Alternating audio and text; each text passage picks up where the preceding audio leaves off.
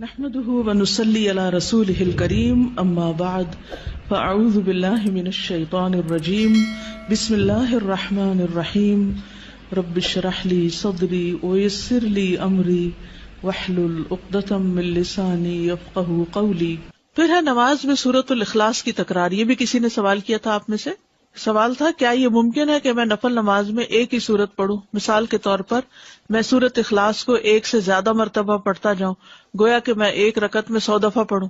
بعض لوگ اس طرح کرتے ہیں نا، کئی لوگ وظیفے بتاتے ہیں، حاجت کے نفل بتاتے ہیں، یہ سورت 15 دفعہ پہلی رکعت میں اور دوسری میں، یہ سب خود ساختہ طریقے ہیں۔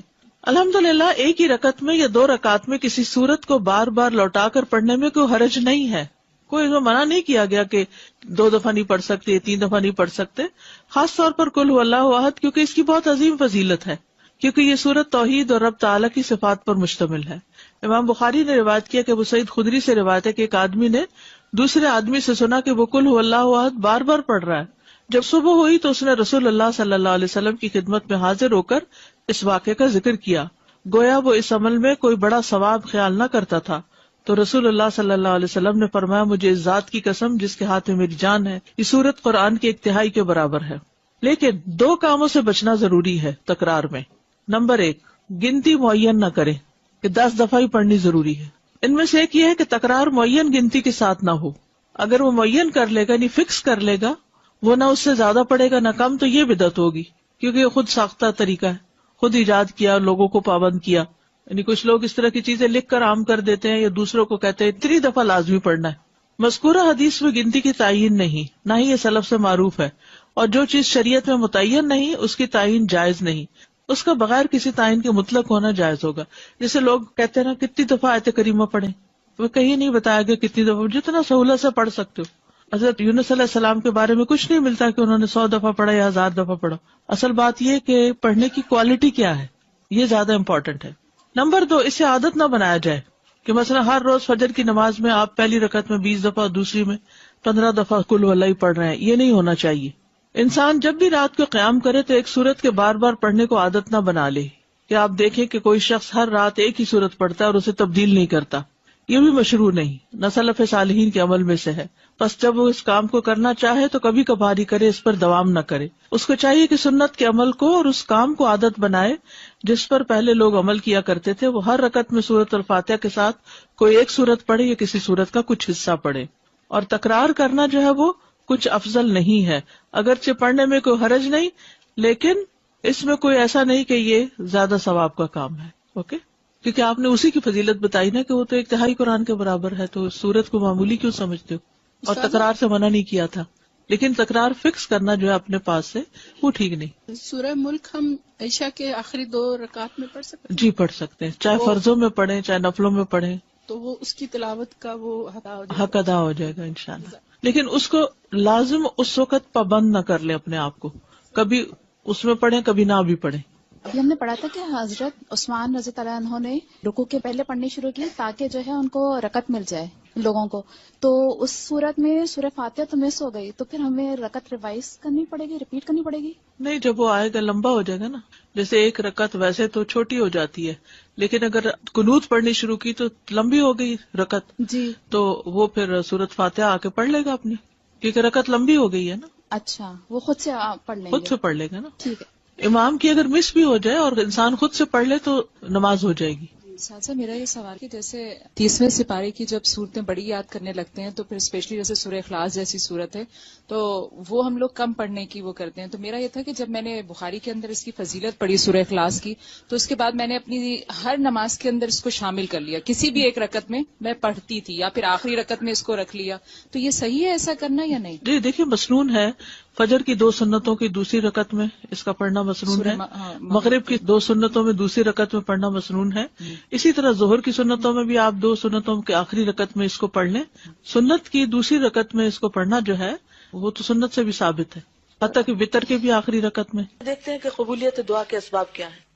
فصل پنجم، بعض لوگوں کی دعا بسا اوقات بہت جلد قبول ہو جاتی کیونکہ وہ سخت ضرورت مند ہوتے ہیں، ضرورت ان کے اندر اضطرابی کیفیت پیدا کر دیتی، ہلچل مچا دیتی۔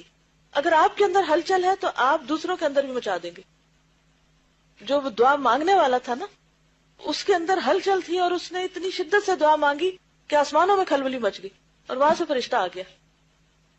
اور کامل اضطراب کے ساتھ وہ اللہ تعالیٰ کی جناب میں متوجہ ہو جاتے ہیں. یا یہ کہ دعا کرنے سے پیشتر دعا کرنے والے سے کوئی بڑی نیکی وجود میں آ چکی ہوتی ہے. یہ جو پہلی بات ہے نا اضطراب کی، تو اس کے بارے میں قرآن پاک میں بھی آتا ہے نا، اَمَّن يُجِيبُ الْمُضْطَرَّ اِذَا دَعَاهُ وَيَكْشِفُ السُّوءَ. تو جو مضطر ہوتا ہے نا، بے قرار ہوتا ہے، بے چین ہوتا ہے، اور اس بے قراری میں اپنے رب کو پکارتا ہے، لوگوں کو نہیں، اپنے رب کو پکارتا ہے اور تڑپ تڑپ کے پکارتا ہے، رو رو کے پکارتا ہے، تو رب سنتا ہے. اور اگر یقین نہیں تو اللہ تعالیٰ پوچھتے ہیں اَمَّن يُجِيبُ الْمُضْطَرَّ، یا کون ہے پھر وہ جو مضطر کی دعا سنے، بے قرار کی دعا سنے، بے قرار کو جواب دے. کوئی انسان ایسا نہیں کر سکتا، کوئی اور مخلوق نہیں کر سکتی. وَيَكْشِفُ السُّوءَ، اور دور کر دے تکلیف کو. تو یہاں پر نمبر 1 لکھ کے نا اضطراب لکھ لیں، تاکہ آپ کو یاد رہے کہ دعا کی قبولیت کے لیے مجھے اپنے اندر اضطراب پیدا کرنا ہے.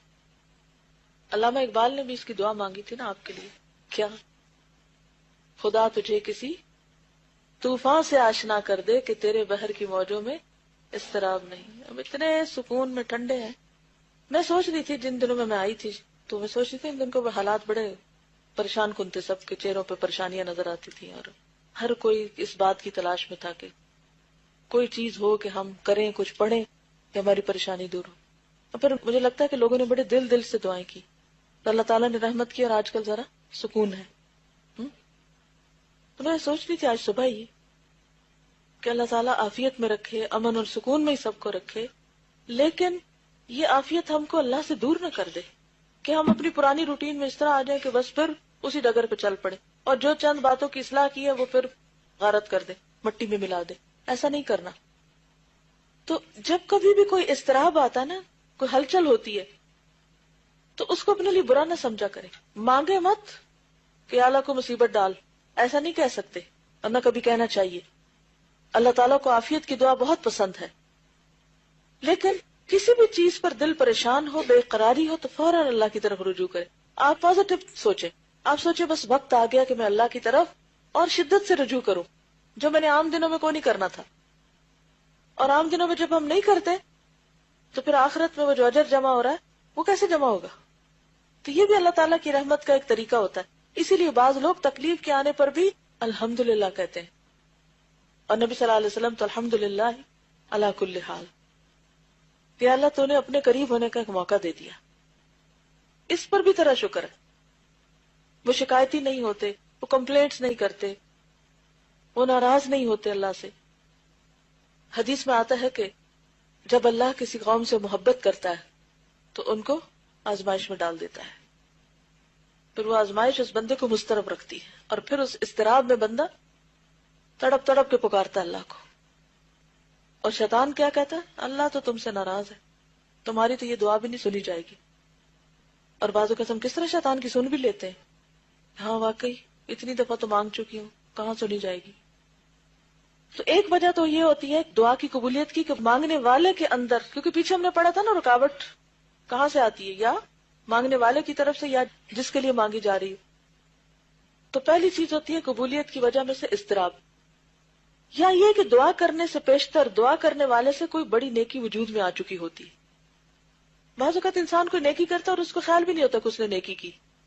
مثلا کوئی شخص انتہائی غمگین تھا، دکھی تھا، آپ اس کو دیکھ کے اسمائل کیے، اس شخص کا غم تھوڑی دیر بھول گیا، آپ نے سلام کیا، جا کے حال پوچھا.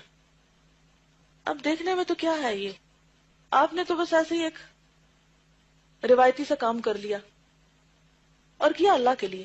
حقیقت میں کیا تھا؟ اسمائل بھی چیریٹی تھی، صدقہ تھا. سلام کرنا دعا تھی، آپ دوسرے کے لیے کر رہے، اللہ نے آپ کے لیے سلامتی لکھ لی.